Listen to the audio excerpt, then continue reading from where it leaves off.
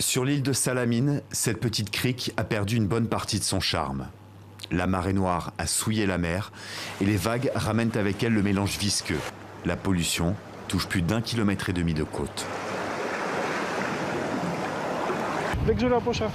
C'est un grand désastre environnemental. Je ne sais pas comment ils vont réussir à nettoyer tout ça, pas seulement à la surface, mais aussi en dessous. J'espère que quelque chose sera fait rapidement. On avait l'habitude de venir pêcher ici, nos enfants et petits-enfants venaient nager. Maintenant, on ne peut même plus s'en approcher à cause de l'odeur. Sur la côte, les opérations de nettoyage ont commencé et en mer, des barrages flottants ont été mis en place pour préserver le littoral.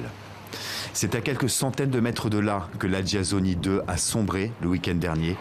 Il contenait environ 2500 tonnes de mazout. Les causes du naufrage ne sont pas encore connues, mais beaucoup accusent les autorités d'avoir tardé à réagir. Ce que l'on voit là est un crime. Ils auraient dû installer les barrages avant.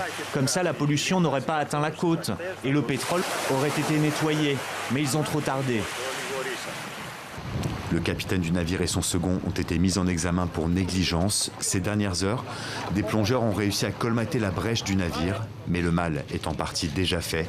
Le nettoyage de la zone pourrait prendre 4 mois.